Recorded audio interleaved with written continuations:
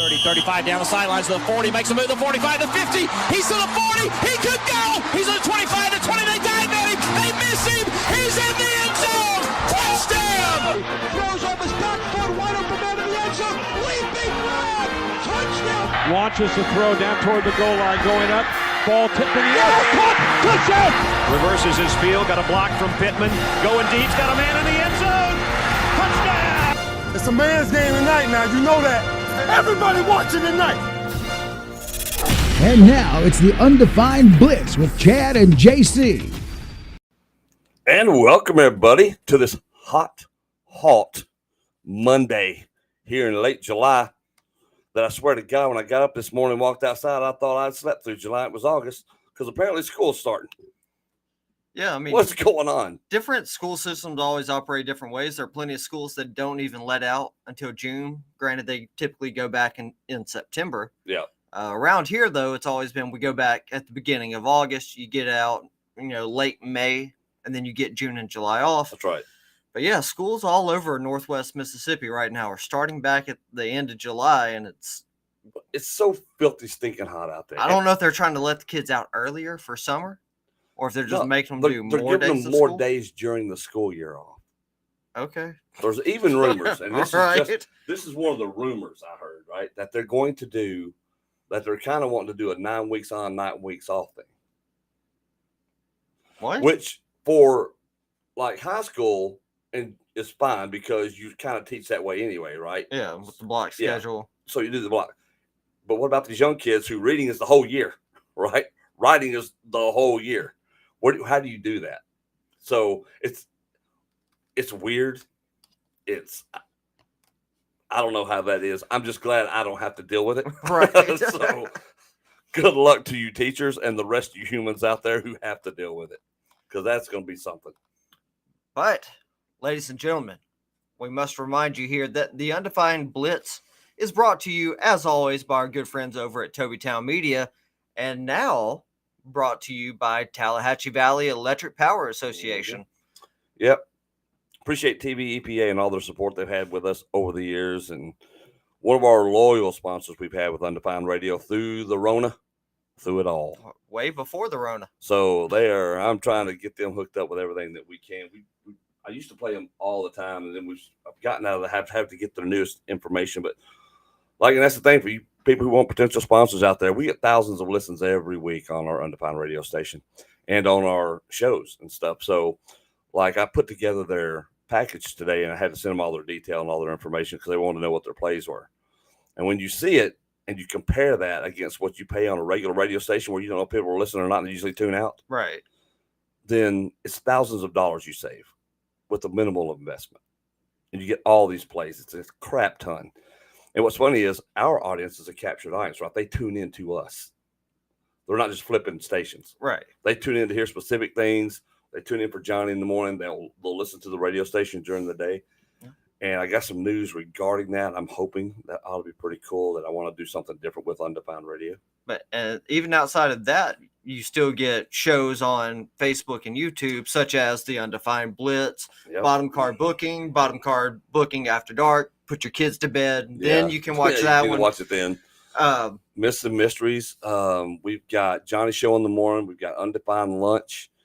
And more shows coming, actually, that we're actually working on right now. That will be a couple of weekend shows that we're looking at doing. So if you haven't done it, I know a lot of people kind of catch up here on Facebook for these programs, but don't forget, we are on YouTube. Yes, we are. Yeah, so you can go, subscribe to the Undefined Radio YouTube channel. Yep. All of the shows will be on there. They will, and which is really cool, and the opportunities that we really have with Undefined Radio and to really grow it. But again, that starts with our sponsors and with our listenership. So I was batting this idea around because nobody really listens to music on the radio anymore, right? You listen to it on your app, your phone, Spotify, Amazon, but a lot of it is though through streaming. Yeah, people just stream their stuff now and what they really want to hear. So I was really thinking, there's the whole Undefined Lunch concept, right? Playing just artists. I'm not playing any mainstream artists. None. You get no airplay. It's only for bands, indie artists, those guys who aren't signed in the industry, who are out here just writing music, playing venues, playing bars, who may never record a song, or other than just going out here and not having it professionally done. And just, I want to give these bands and these, not just the bands, but these single artists and these solo artists and whatever, an opportunity to be heard. So people can say, I wonder where they're playing at. I'd like to go catch them live. It's not about having a perfect song made and put on the radio, like, oh, I have me a professional song out. Right. It's about getting yourself heard and discovered and getting your music out there. People might want to say, I think I'll go check them out. Like Cody Riddle. Dude's great, man. He's old school country in this day and age, right? He's got that sound to it.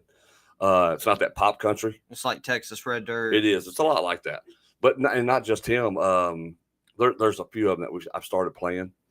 But I'm really thinking about is making the whole station kind of like that. When you tune in, it's just indie artists, different music. But to do that, you have to have a lot of music. Yeah, got to have a lot of music. Got to have a lot of programs. And that's the thing. So got to have a lot of hosts. But you don't have to do that. I can set it in the system to run. So, and that's what I'm talking about doing with the regular system, right? Instead of playing all the other mainstream music that people are hearing everywhere else anyway, just when they want to, or they have their own playlist and stream it. Why not have a place that you can go? Well, this is what almost like a little database. And it kind of is, where you can hear all this cool new music. Again, multi-genre. But now you can hear it on an actual home instead of having to hope you just discover it by accident sometime. I'm with you. I think it'd be really cool. I have been batting around this idea of doing this for a while now. And if I can get a lot more of these artists on board who just want to say, hey, I'm not asking you to be professional. That's not what I'm asking. Right. I'm offering you an opportunity to get your music out there. And that's really the big thing. Yeah. I think it's a great idea. However, folks, we know that you are here on this program today. Full of football, baby. You are here for football. It is training camp season. Teams have reported. Teams are currently practicing. The Hall of Fame game, which I know is a game that means absolutely nothing in the grand scheme of things. That's right. But it is that first real marker that it's football season again. Yeah, it's coming up soon. Yeah, the Hall of Fame game is next Thursday, August the 3rd. It's hard to believe. I won't be able to watch it. I'll be working a blues festival. Oh, really? Yeah. Ooh. Thursday, Friday, and Saturday down at the old Horseshoe Casino. We'll be doing the Just Blues Foundation. Thursday night's their big award show where they'll bring in all these real big blues artists. Yeah. Last year we had guys like Eric Gales, Kenny Neal, Willie Harmonica Bean. Man. So they'll bring in some more of those guys. They hand out Lifetime Achievement Awards. Friday night will be a dinner. The music will be done by an artist named Mr. Sip. His band is incredible. And then Saturday night, it'll be kind of like Thursday minus the awards. It'll just be a straight blues show. Real fun event. So I won't be able to watch the Hall of Fame game, though.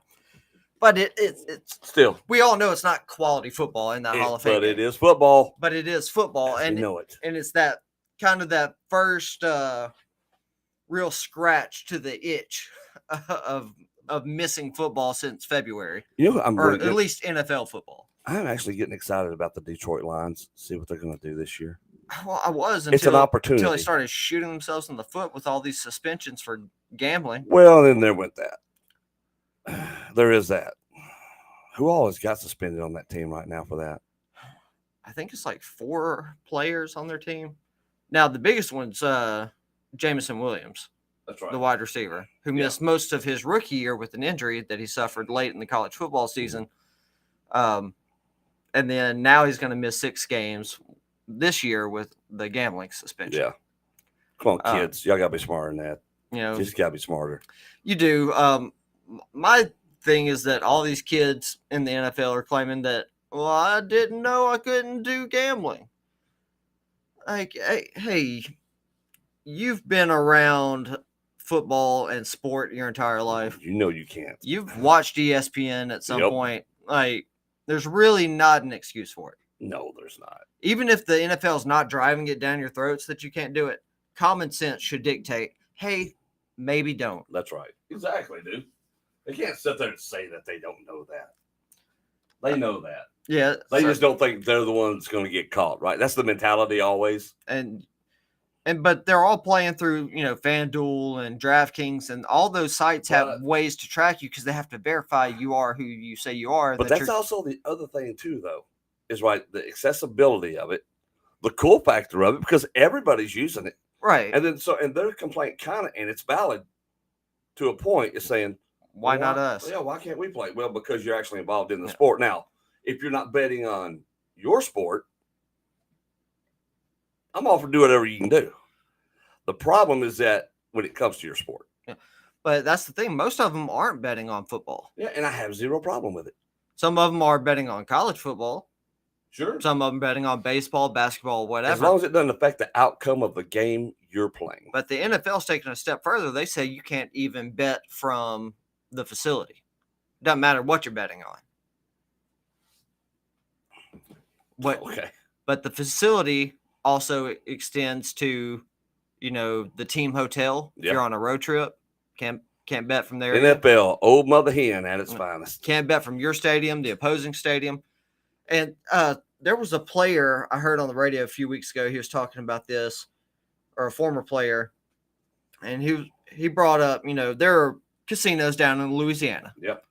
And he said, well, if I were playing for the Saints, he just created a situation. He's like, if I were playing for the Saints, it is not against the rules for me, on a Wednesday night to go over to the casino and drop 15 grand playing blackjack if I wanted to, if I'm so inclined.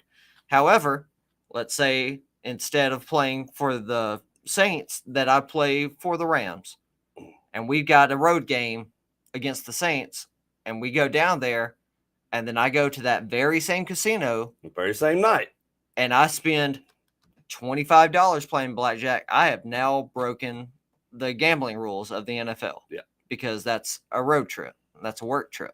You're not allowed to gamble on the road. Yeah. NFL for you. So, yeah, there's a lot of that stuff that doesn't make sense. But get back to your point, though. You were talking about the Detroit Lions. Yes. You were talking about how you're pretty high on them. I want to. I love what they're doing over there, honestly. And now they actually have an opportunity to win the division. The competition is the Vikings. Yeah. And their defense is terrible. Yep. I just don't think it's going to be the Bears or the Packers. I expect the Bears to be better, but they're still not there. Yeah. So if there's a coming out year for them after week 6, when you've got your weapons back, you can make no more excuses. Unless major injuries happen. It's not an excuse. It's just a fact of life. But I think they have an opportunity.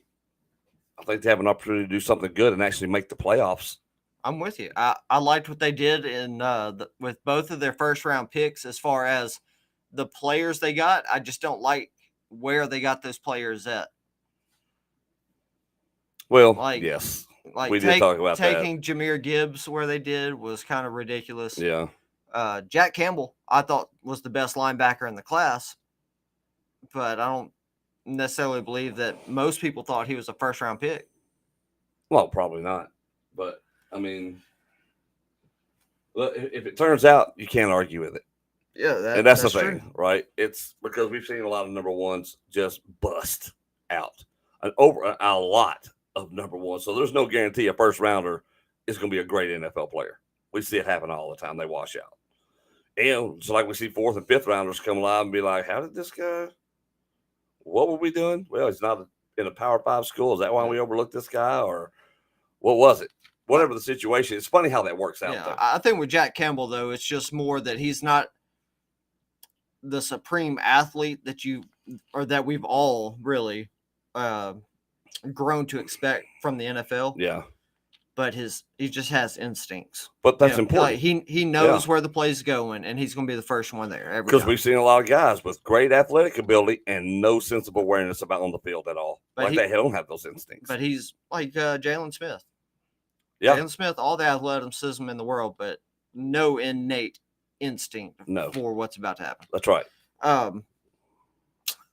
But I think guys like Jack Campbell and Jahmyr Gibbs, they kind of play into the personality of Dan Campbell and company up there in Detroit. Oh, I think so too. The way that he wants guys to play and approach the game, I think they're right in that mold, and they're going to have no time whatsoever, fitting in. No, and I agree with that 100%. I think of all the kids that were drafted in the first round, theirs will probably be the most natural transitions. Yeah, I would agree with that. I would agree with that. And that's what makes going into these new seasons so much fun. We think we know what's going to happen, and then the NFL always shows us we don't really know. That's true. That's how it is every season. We give it our best guess, which is why I love it when people point out the talking heads on ESPN, and not just ESPN, but any of these shows. Like, well, this guy, he should know. I'm like, really? Because they all should know, because a lot of these guys played the sport, and they're all saying different things, and they can't all be right. But a lot of them are also scripted to say these incredibly dumb things. And that's the other thing, too, with it, right? So you can't believe half of what they say because you don't know if it's something they really mean or something they're just being told to say, because we need ratings, man. Right. We need some excitement injected into our show. We need disagreements. So we need you to be the village idiot. All right, so can you do that? Yep, Sure, let's go. How much money? Yeah, I got you. Because I have to believe Skip Bayless cannot be as eternally stupid as he is. I don't know. He's either eternally stupid or he's just a flat-out genius and going, I know what role I need to play because I know what's going to get hits. I know it's going to start conversation, and chaos creates cash. Controversy creates cash. Let me create as much as possible. And if that's the way it is, he's a genius. Because he says some of the dumbest things he does that a grown man should never say, pretending he knows stuff. And it's ridiculous. All right, so you got the Lions winning the NFC North then. I think so, yeah. All right, well, why don't we just, since we're on this kind of subject here, why don't we go ahead and predict our division winners right here at the outset of training camp? Let's do it. Well, way too early picks for division winners. Let's do it. We'll start in the NFC. That's right. You said Detroit Lions. I actually do agree with you on that. I'm going to go Detroit Lions to win the NFC North. So the NFC East, who you got? Oh, man. You know who I want to pick, but who do you Philly think looks it is? So good. They do. I have to go with Philly right now until Dallas can show me they can be consistent against top teams. I agree. And so my pick has to be Philly right now. Yeah, they did so much in the offseason to get even better than they were last year. Yeah, they bring in Miles Sanders. They made the trade for DeAndre Swift. Yep. They still have AJ Brown, still have Devontae Smith, still have Dallas Goedert. The guys are stacked. Offensive line still strong. Defensive line got even stronger with the addition of Jalen Carter to go with Jordan Davis. The two biggest defensive tackles I've ever seen in college football. They played on the same team in college. Now they're playing on the same team in the NFL. Just insane. By all reports, Nakobe Dean has really stepped up as the linebacker for the Eagles so far through the offseason. Granted, we're just now getting into padded practices and stuff. But I do think you're right. I think until Dallas takes that big step forward and shows that they can play against the really good teams, that you can't pick against Philadelphia now. And anybody who says differently about Dallas, and look, there's no bigger Dallas homer than me. I love the Cowboys, and it's just how it is. But at the same time, you got to be able to look at your team and say, we haven't beaten people. We beat people we should beat sometimes, but there are times they fold against teams they shouldn't. They're not proving themselves. Jacksonville. Exactly. It's ridiculous. And until they change that narrative, I can't do it. So there you go. But, and that brings up a weird point, too, because Dallas has gone 12-5 each of the last two seasons. Mm-hmm. And they played really well in a lot of moments, but it's never felt foolproof. Like there are teams that feel foolproof that still lose because it's the NFL. You're going to lose games, That's right? But, like, when you go again, when you take the Chiefs and you put them against any team, you just feel like the Chiefs are going to win. You do. You really do. When you put the Eagles up against any team right now, you feel like the Eagles are going to win. I look at Dallas' schedule.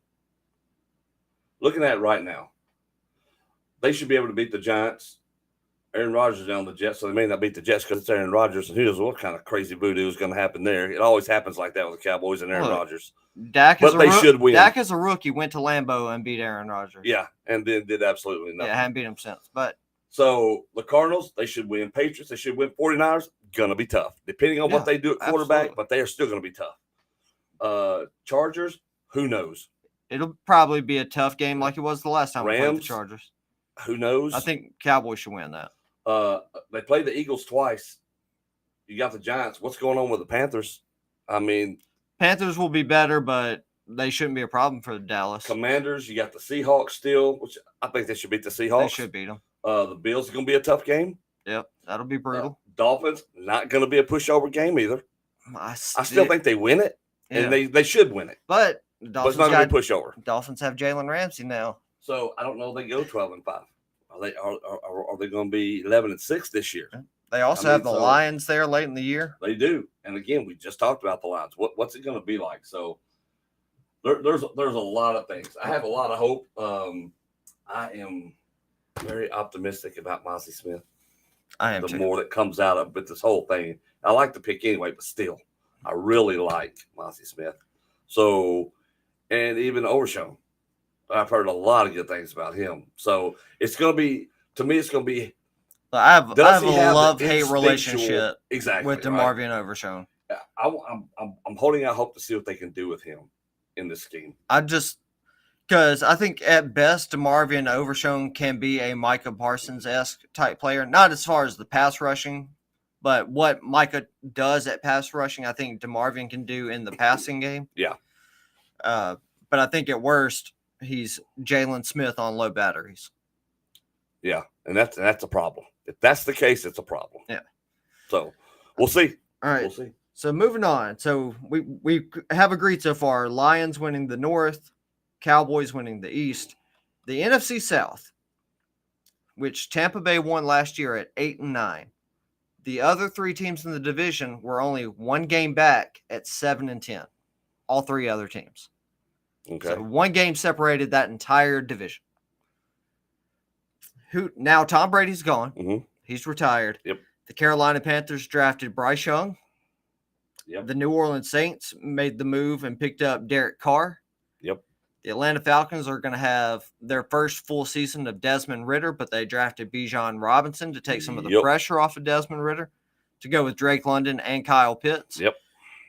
Who do you think emerges from the NFC South as the champions? I think New Orleans is set up best out of all four of these teams right now. I just think they are. They have a proven quarterback, at least back there, who plays and has played at a higher level. So it's not like he can't do it. Right. And I think he's more proven than the rest of the guys on any of those teams in there. So, I mean, there's talent everywhere. I'm rooting for the Falcons just because, Bijan's there. Yeah. However, that aside, I think this is New Orleans' division this year. If they get some good quarterback play, it's their division because that team's not bad. Yeah. Well, if Michael Thomas can ever get on the field. There's the other thing.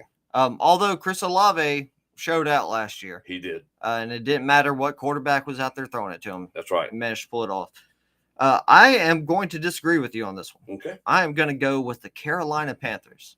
All right. I can see that. So I like Bryce Young. I like the running back room. They got Miles Sanders from the Eagles. They did. Has come over, which, not necessarily anything to write home about, but it adds a little more consistency to the running back room after they traded away Christian McCaffrey. Yes, they traded away DJ Moore, but they brought over Jonathan Mingo, which is really going to help that wide receiver room. Really liked a lot of what the Panthers did in the offseason. And look, if they do win the division, they might win this division at 7-10 or at 8-9. Exactly. So I guess from there we'll move on to the NFC West. Of course, we got the 49ers and Seahawks who made the postseason last year. The Rams and the Cardinals that brought up the rear. The Cardinals are in no shape to contend for this division. There's no J.J. Watt. There's no DeAndre Hopkins. There's no A.J. Green. They really don't have much in the way of anything valuable. So I'm definitely going to pass on them. Rams are still trying to figure out, does Matt Stafford still have the arm strength to get it done for the Rams? Can Cooper Kupp really shoulder that wide receiver room all by himself? Probably, but I don't like what they have at defense, especially losing some key players, most importantly, Jalen Ramsey, who's now with the Dolphins. I did like what the Seahawks brought to the table last year. Won some games teams didn't think they would win. Kenneth Walker was a breath of fresh air for that Seattle Seahawks offense. And then Geno Smith kind of really resurrected his career the last few seasons, sitting behind Russell Wilson, sitting behind Eli Manning.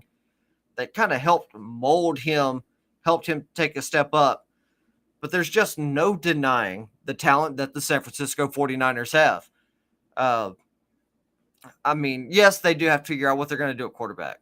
You know, will it be Sam Darnold or Trey Lance? Whoever might emerge as that quarterback really is going to have it. It's not going to have as much stress on them because they have Christian McCaffrey, they have Deebo Samuel, they have Brandon Ayuk, they have George Kittle. Absolute ballers on defense. Fred Warner. I forget the safety's name. The Polynesian guy. Hufanga, I guess was his name. But they have some absolute dogs all over the field. So for me, I think there's no reason to go against San Francisco. And when Chad gets back, we'll get his take on that.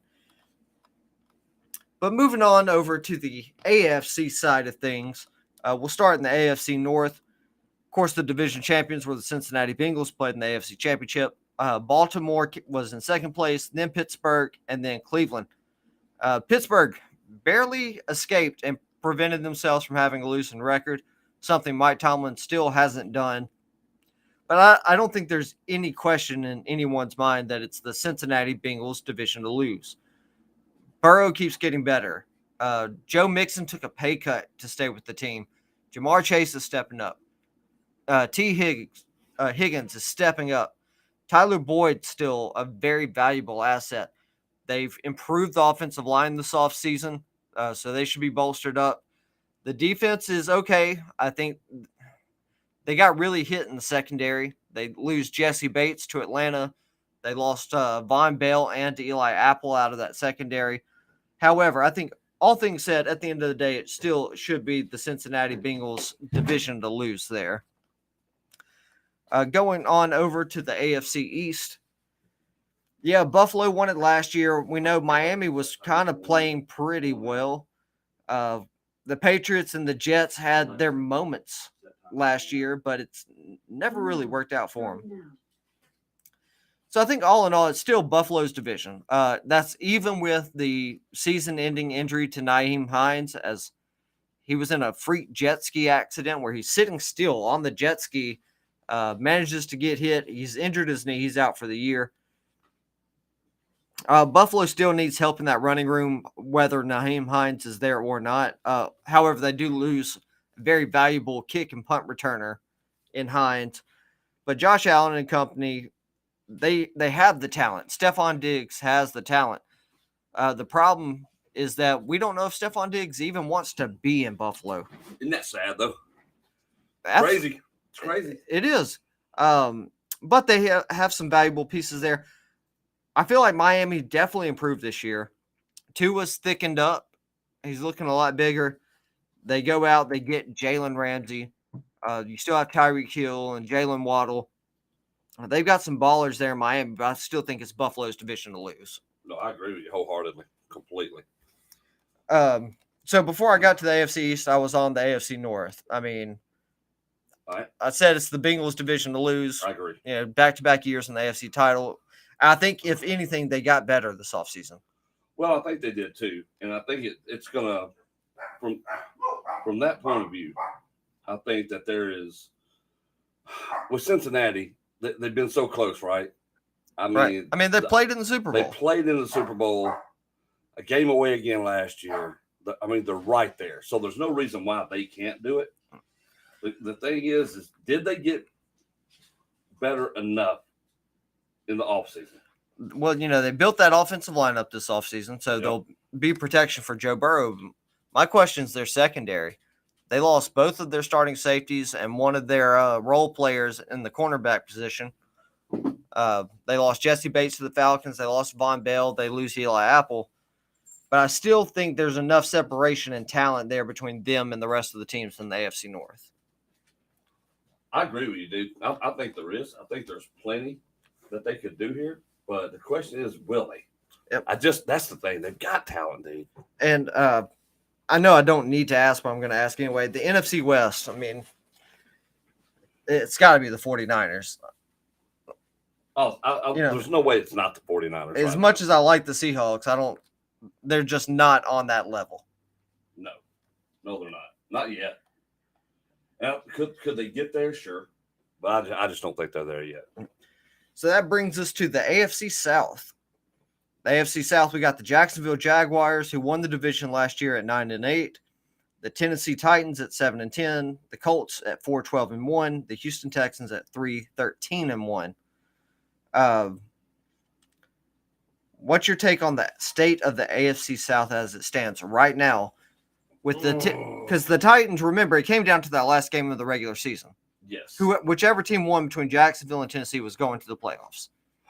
And the Titans, all they did was go out and add D-Hop to that offense. They did do that because they found out just what a huge mistake it was shipping off AB. That was dumb. Or AJ. That was dumb. However, Jacksonville looked like they were finally putting their team together. After the midway point of the season, everybody's like, oh, God, was this really the right? Is this really going to be able to turn it around? We knew it was going to be a rough season. And look what they did at the end of that season. Yeah, they went on a run. Knocked off Dallas. They had the clutch play against the Titans to seal that game to win the division. They go in, they win a playoff game.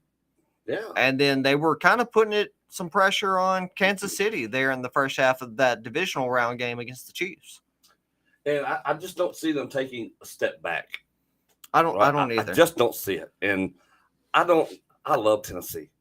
I do. I love rooting for the Titans because they're close to us. They were a former Texas team. I just love the fact that they've been so close. They've had some great players come through here, but they just never can seem to do it. Yeah, I don't think they've done enough. They haven't, and I don't think they're quite there yet. So I still think this is going to be Jacksonville's division to lose this season. I agree. Though I do like the fact that the Titans added D-Hop. I do too. I love that. I like that they're going to play in the throwback Oilers uniforms, which would be cool. That'll be cool. They're going to do 2 games in that uniform. The Colts, did you see their new alternate black jersey? No. It looks sick. Does it? Yeah, it's black and it's got white numbers with the blue trim around them. It looks cool. Maybe the only good thing about the Colts this season. Well, Anthony Richardson might be a lot of fun to watch. I hope he is. He can't throw the ball to save his life. The Colts need something exciting to happen to him before Pat McAfee just totally loses his life. Well, I'm going to say their offense is going to be nothing but RPOs. If Jonathan Taylor's not running the ball, Anthony Richardson's going to be running the ball. Exactly. And then, of course, the Houston Texans drafting C.J. Stroud at number 2 overall this year and then trading up to number 3 to get Will Anderson. Yeah, no doubt. Big moves. Don't think it's going to help them this year, but those are foundational pieces for the future. Yes, they are. No doubt. No doubt. I agree. But I'm with you. Jacksonville Jaguars win the AFC South. Yeah. AFC West, we got the Chiefs, the Chargers, the Raiders, and the Broncos. That was the order they finished in last year. The Chiefs and Chargers made the playoffs. Yeah, I mean, not that some of these other teams probably won't get better. Maybe. Hopefully, I would think Denver will be probably the most improved team overall from what they were to what they could be this year in that division, but it's not going to matter. It's not going to be enough, right? Kansas City is just too good. All the way across the board, their coaching is better. Their football philosophies are better. Their players are better. And that is a team. And they're going to need more big playmaking from guys that were role players in that wide receiver room last year. Yep. But Kadarius Toney seems like he's primed to take that huge step forward. Hopefully, Sky Moore will step up for them and for Andy Reid. But until Travis Kelce is ready to call it quits, we're not really going to know what the fall off will be for this Chiefs team. Or if they Exactly. even will have a fall off. And they may not. They have a wonder kid as a quarterback back there. And you talk about somebody who doesn't have – this is what I love about that dude. It's just the fact that Patrick Mahomes makes plays that should not be able to be made. Absolutely. With a luck – don't tell me that luck does not exist, a luck factor does not exist in life, because he just does some of the plays that most quarterbacks cannot get away with. Yeah. Doing the exact same thing, luck is not on their side. Things that most quarterbacks wouldn't even try. Yeah. And those who do, it usually ends up bad. Because right? what has every coach told you your entire life? Never throw across your body Never. across the field. And how many times does he do it? All the time. I mean, from all angles. And it works out. It makes no sense. That's what I'm saying. We've seen him dive and lay out parallel to the field and then throw the ball sidearm into tight windows. Ridiculous. I mean, when you got that kind of skill mixed with luck on your side, you're almost unstoppable. You know, in every profession in the world, there's people that talk about that it factor, and no one can tell you what it is, but Patrick Mahomes has it. Oh, no doubt. No question. He's fun to watch play because the dude's just never out of it. All right. I love it.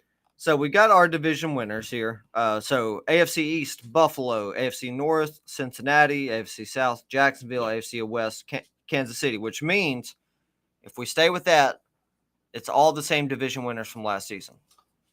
And sadly, that looks like that's the case. You can't, because just when you look at it, there's no team that's improved significantly enough. AFC East, who challenges Buffalo in that division? Miami and the Jets. Because, I mean, look at the Jets last year. They were, 7-10? Yep. And they had The no quarterback play just increased dramatically. They had literally no one at quarterback last That's year. right. You think there were many games that they won last season where they didn't score any touchdowns. Yep.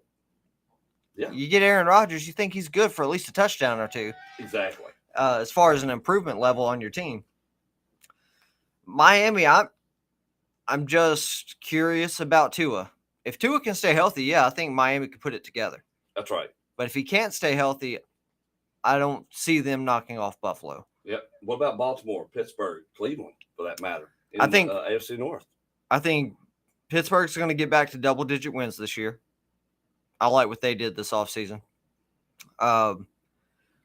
Baltimore, I'm not so sure about.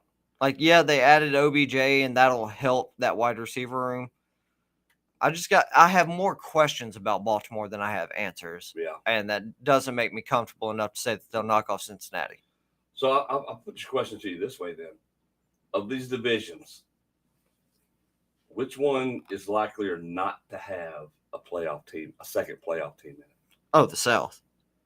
Yeah, I agree. Well, it's got to be the South. I mean, they were not great last year. I mean, if it weren't for the fact that one of them had to go to the playoffs, probably none of them would have made it. I agree. So that's just one of those weird situations. But, yeah, the AFC South would definitely be that one. But over in the NFC, we both said that the Eagles retain their NFC East crown. Mm-hmm. We both agreed that the Detroit Lions will ascend to the top of the AFC North or NFC North. So that's our first new division champion there. Yeah. In the NFC South, you picked the Saints to emerge victorious. I picked the Panthers. And in the NFC West, no one's messing with the 49ers. No. And just to give y'all some clarity in the NFC South, the division winner was 9-8. Everybody else was 7-10. So that's why it's really a crapshoot. So we're going by what we see and what we're thinking here. And I would not be surprised whoever wins that division. Yeah, I mean, you're really rolling the dice any way it goes. Yeah. But in some uniform updates, we did talk about the Colts. Yeah. Bringing out some alternate uniforms. Talked about the Tennessee Titans breaking out the old Houston Oilers uniforms. The New York Jets revealed today that they're going to break out the Legacy White throwback uniforms, which is the 1980s road uniform that they wore, in the 80s. That's right. But it's a nice, clean look. I like it. It's very simple, but it's effective as a change of pace. I love this headline, by the way. Packers say it's going to take half a season to really dial in on Jordan Love. If you're a Packer fan, that's got to make you feel so good. Yeah, especially since God, I he's feel so been good. there for 4 years now. Yeah, I mean, God.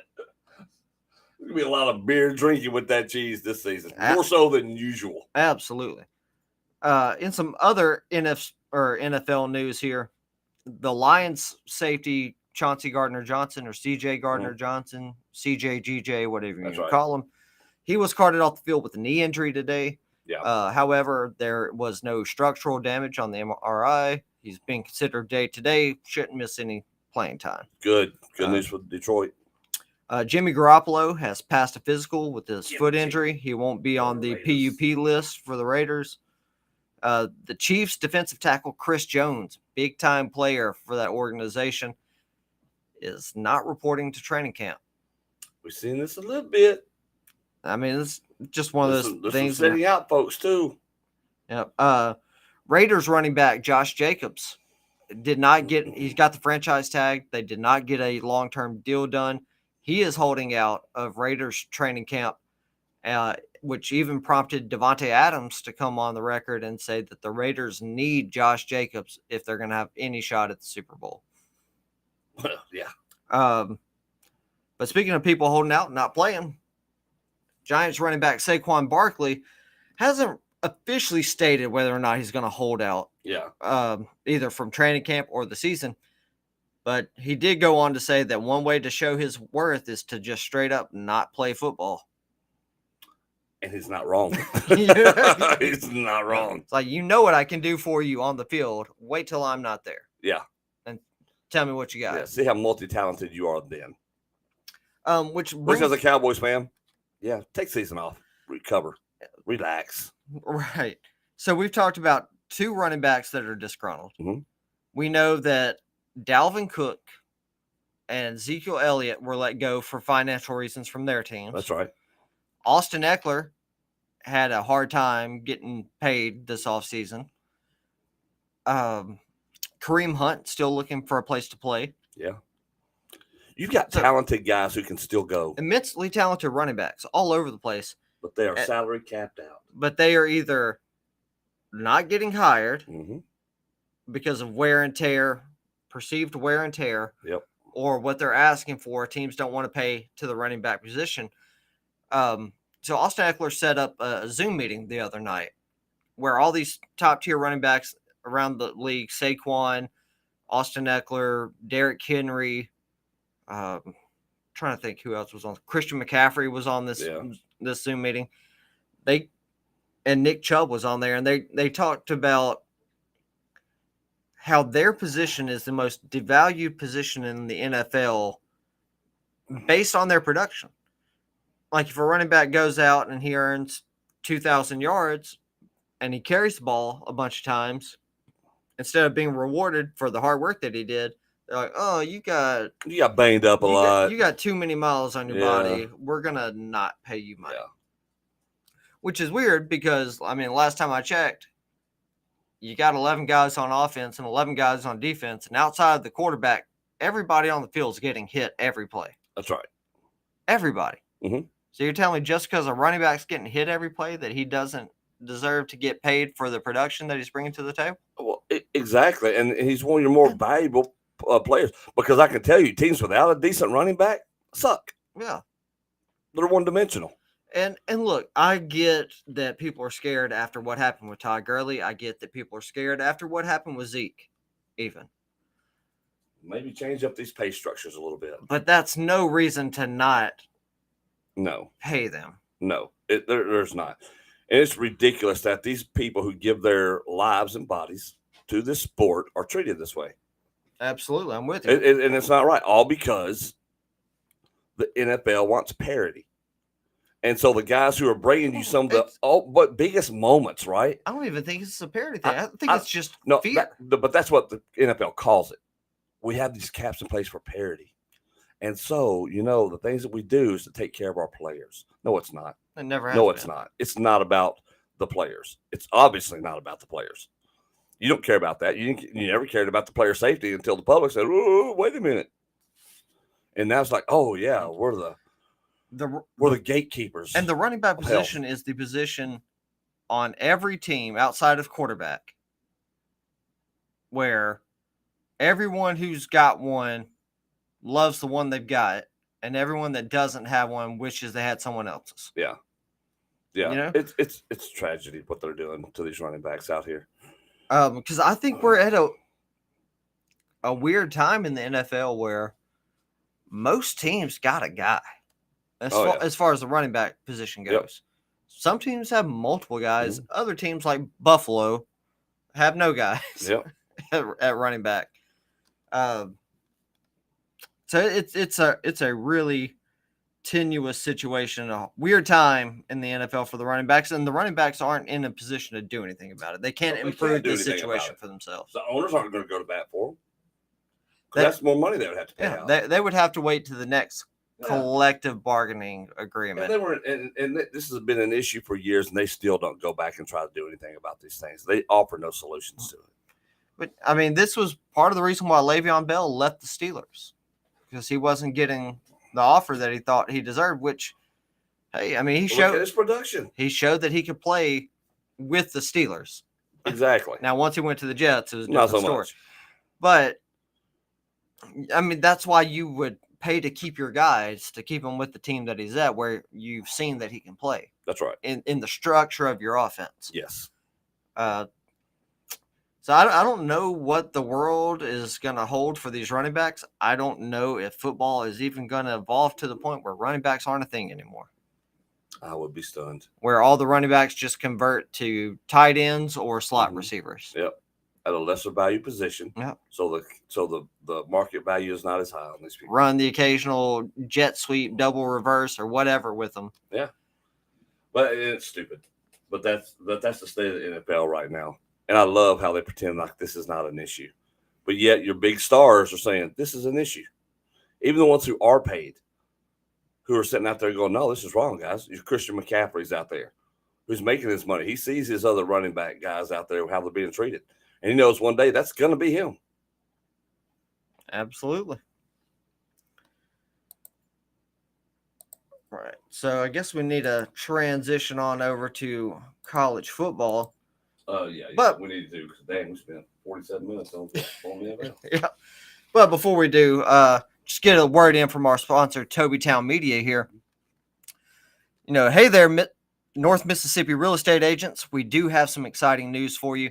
If you are looking to take your listings to new heights and sell properties like never before, you need to check out Tobytown Media.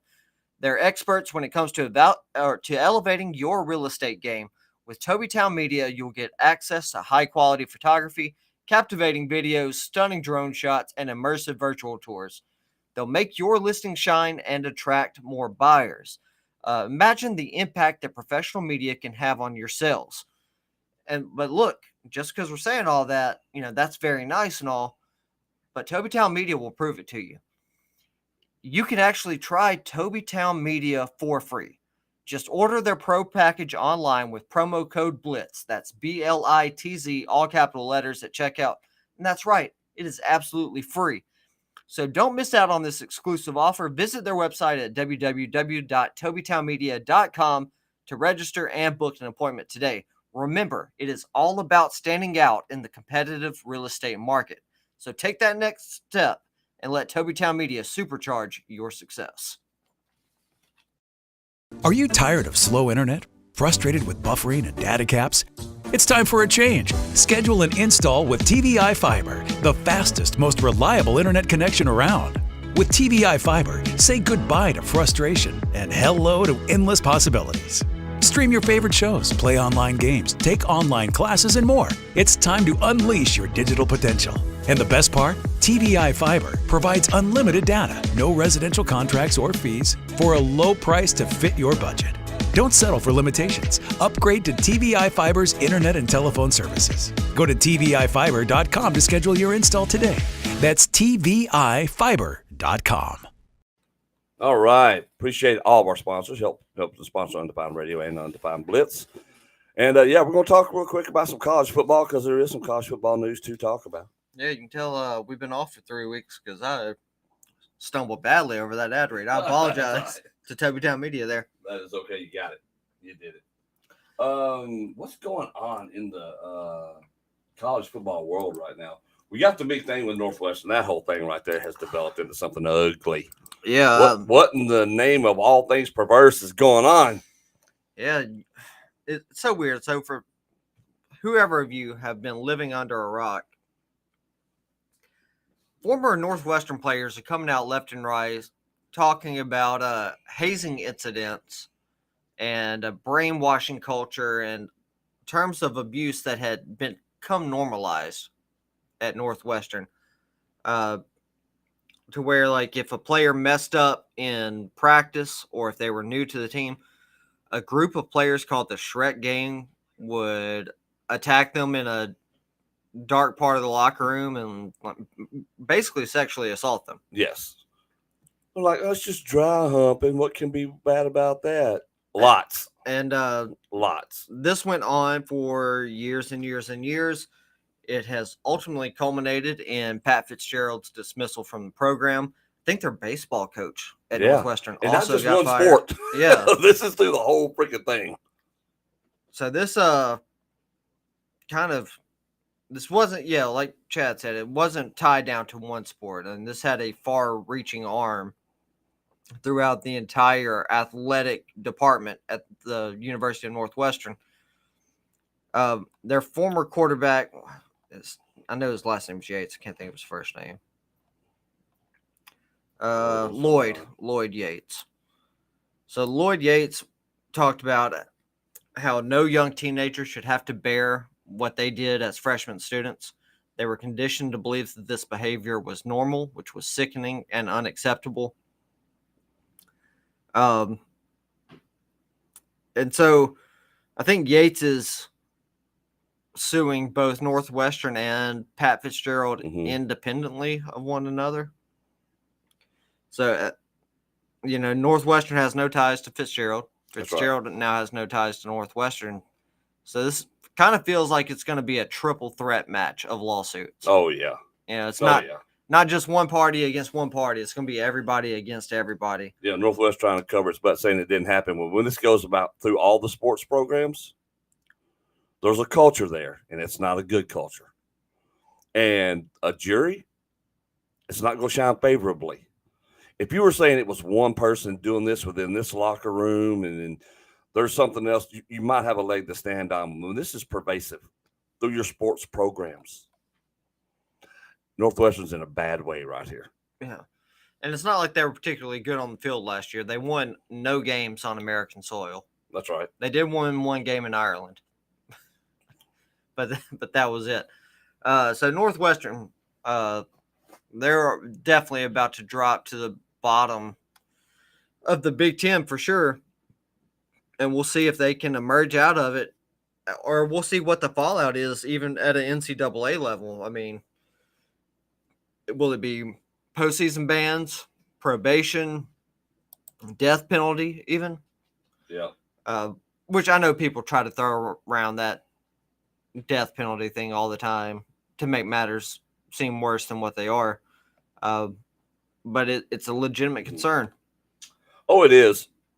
If Northwestern was a decent program, it would be a legitimate concern. I mean, we had this when the whole Hugh Freeze scandal went down at Ole Miss. Well, exactly. People were talking about this could possibly be a death penalty, and then everyone who's an Ole Miss fan who's looking at this were like, what about that death penalty? Really?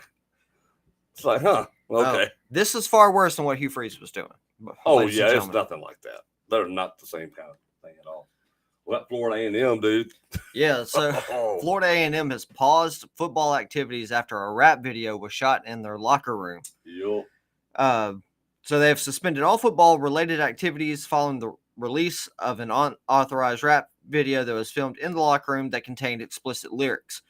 Coach Willie Simmons announced the decision Friday night, hours after the release of Send a Blitz from rapper Real Boston Richie.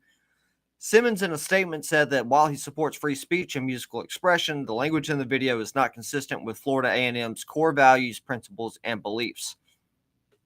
So the university has started an investigation into how the football locker room was accessed for filming of the video and the use of licensed Florida A&M apparel that violates any and all agreements. The video was posted to YouTube. It shows Richie in the locker room wearing a Florida A&M shirt and wearing team helmets. Several Florida A&M players appear in the background of the video as well.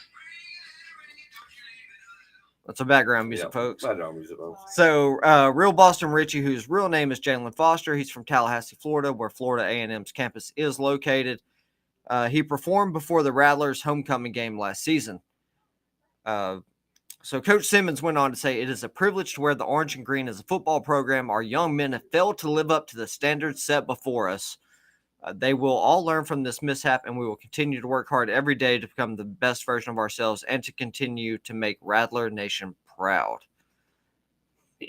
So the team is set to open the season September 3rd against Jackson State.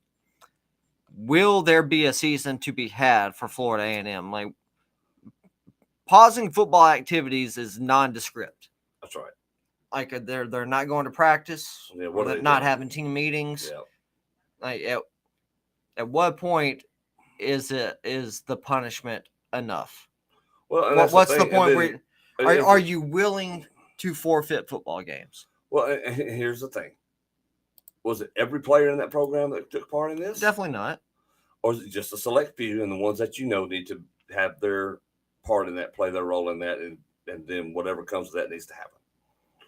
That's fine. But all the players should not have to suffer through it. Now, it's probably your top stars who are involved in this, some of your bigger players, which means you're really going to suck on the football field. Again, still, you have guys that are trying to play football and who are there on scholarship who didn't participate in it. Those guys shouldn't have to suffer the same. I agree, but we've seen over the years through a litany of experiences that it's typically never just the individual that gets punished. It's always easier to overreact and overpursue than it is to get to the bottom of the truth and then act accordingly. This is how they do it. It's just always been that way.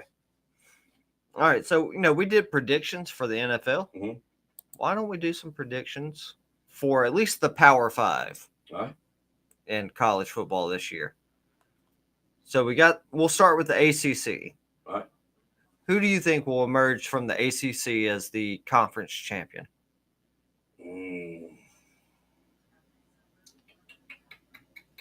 Dude. I mean,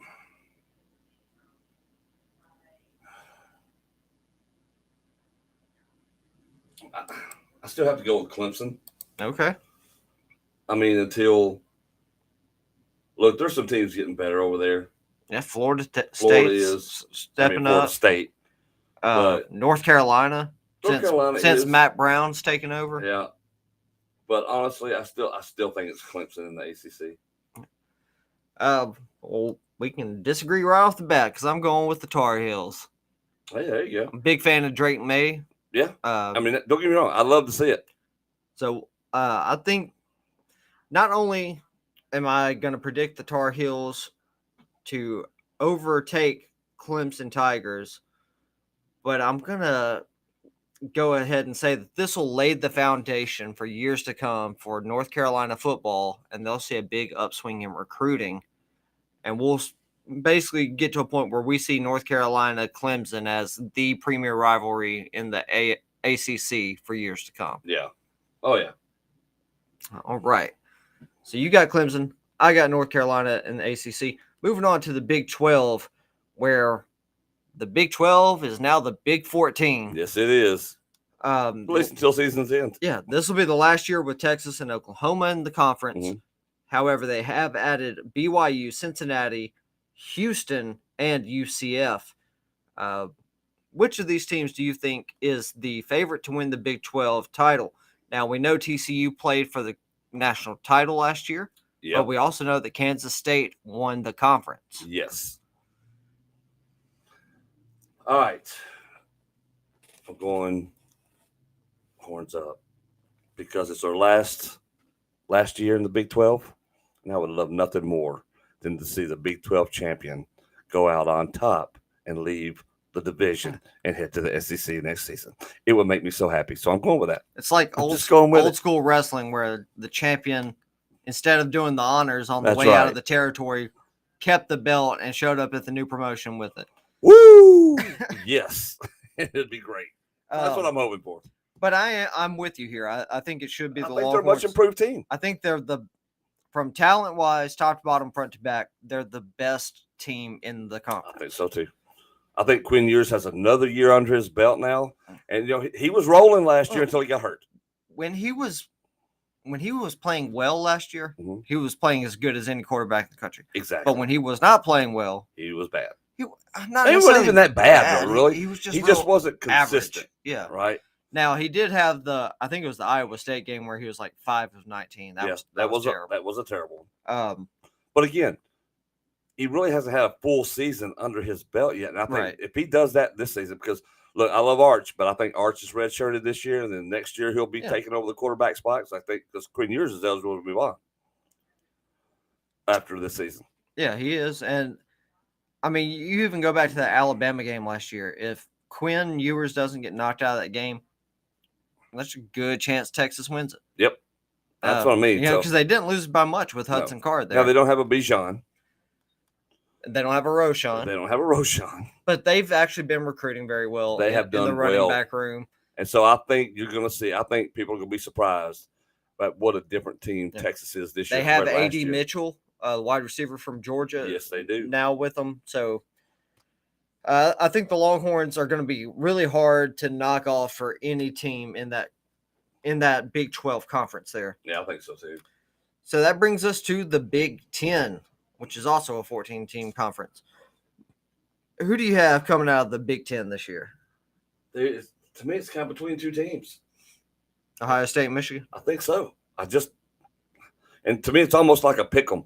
We saw how good Michigan really can be last year. Michigan beat the brakes off Ohio State last That's season. what I mean. So I like Michigan. I've always liked Michigan. Blake Corum's back. Yeah, I've always wanted Michigan to be good again, but we always got disappointed. Right.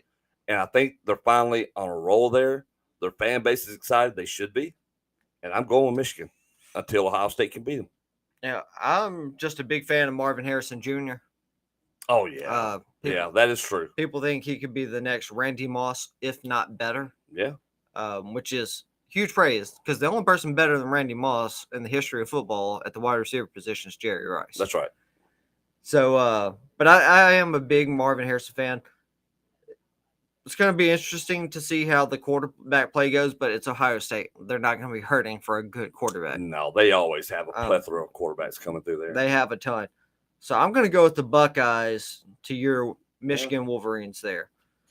So we're staying in the Power 5. So that brings us to the Pac-12. Utah's kind of won this thing a few years in a row now. But USC, I mean, they feel like the team to beat, although Oregon still has a big say in that. I think I'm going to go with SC. Lincoln Riley and company. Caleb Williams coming off a Heisman Trophy year. And Lincoln Riley always puts together good teams. I mean, they're consistently good. Always. And nobody can say different.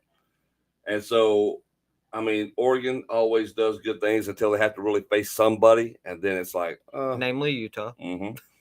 So I don't trust any of those other teams. I think USC. I think this is the year they really are going to turn it up. All right, so we agree. It's the Trojans in the Pac-12, which brings us to the Southeastern Conference. The last time. Oh, I love it. Well, I'm not going to say the last time we'll have an East and West division.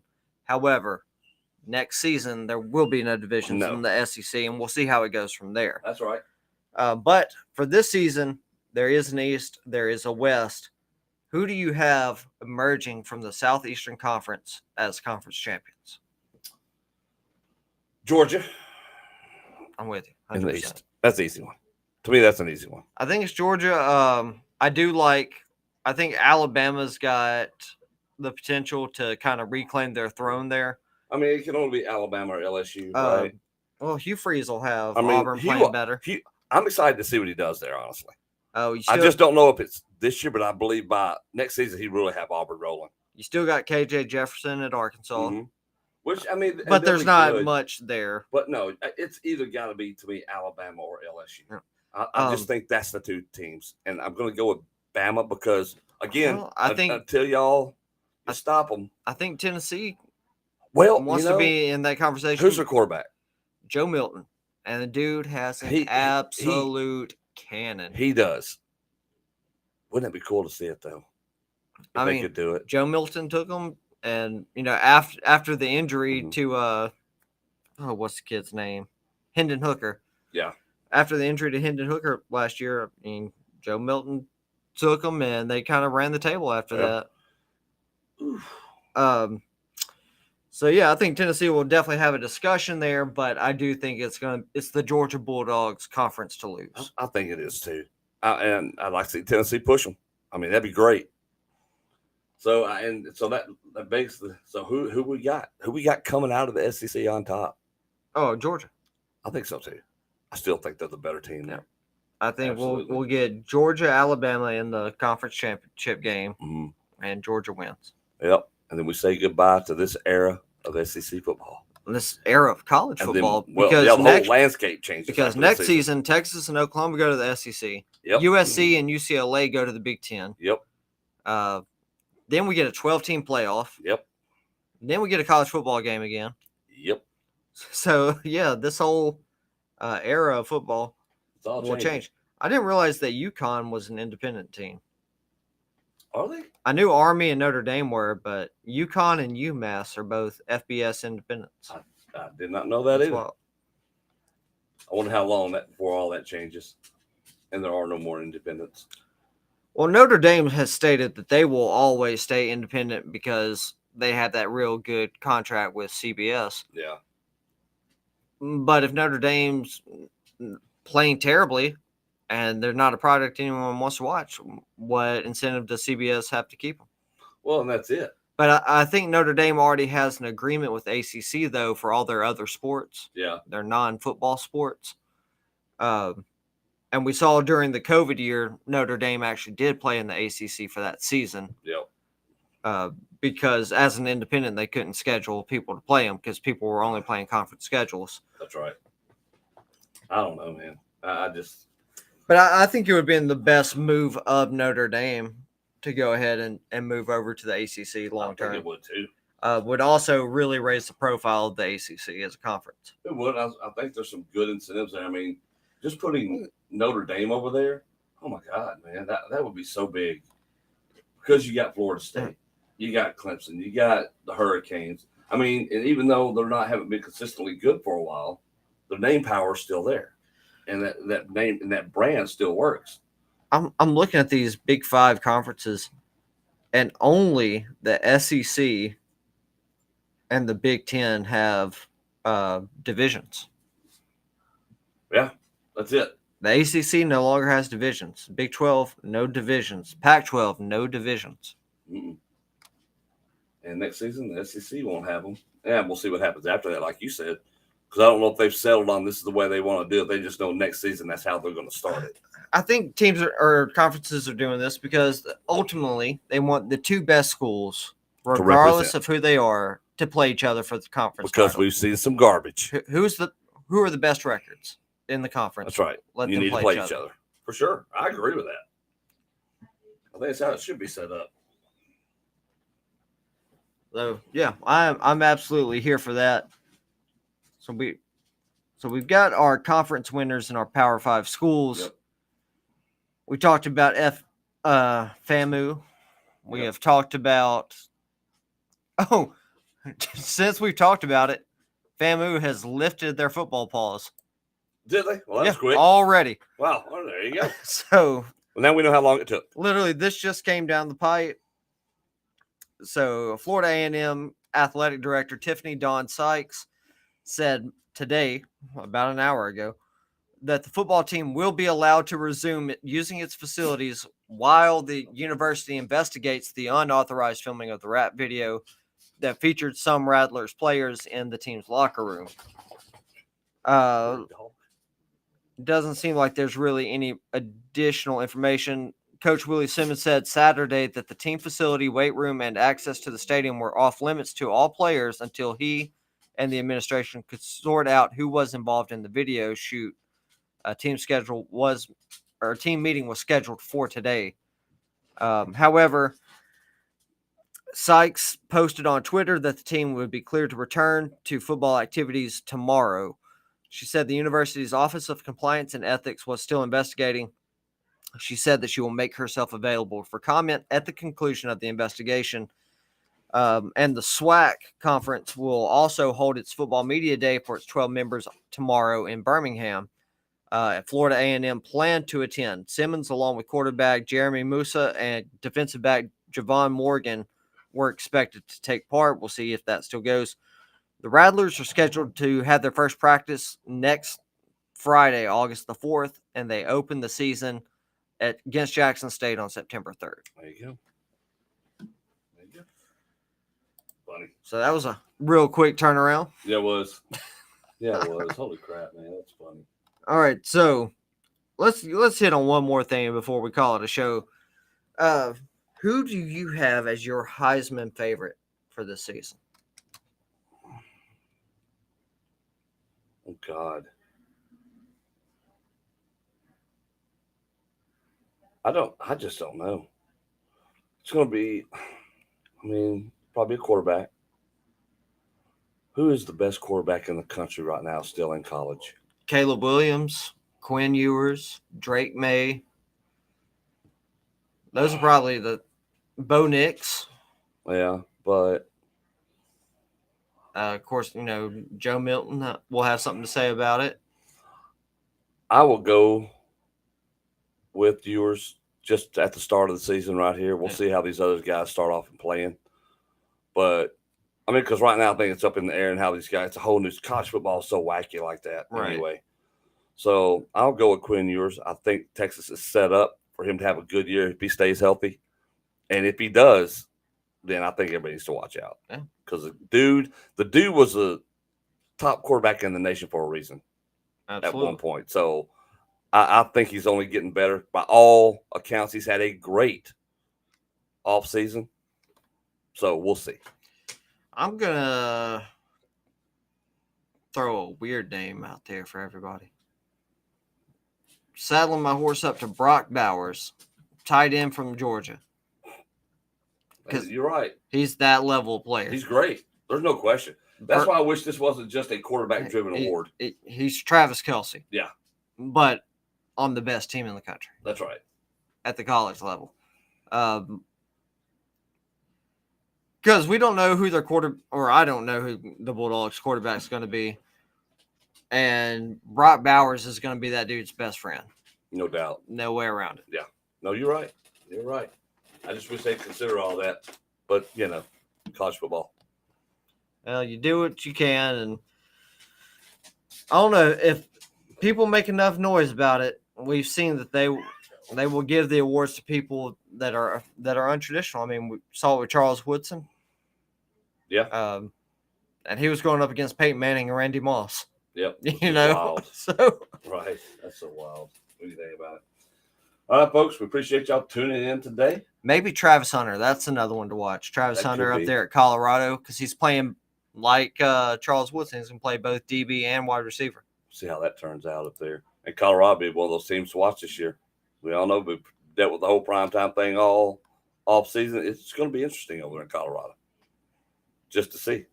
Yeah, I think they're going to be fortunate to get to 6-6. Oh, I think so too. And I think that's probably a win for them to do it. Yeah, it is. So it can't hurt them as bad as that team has been.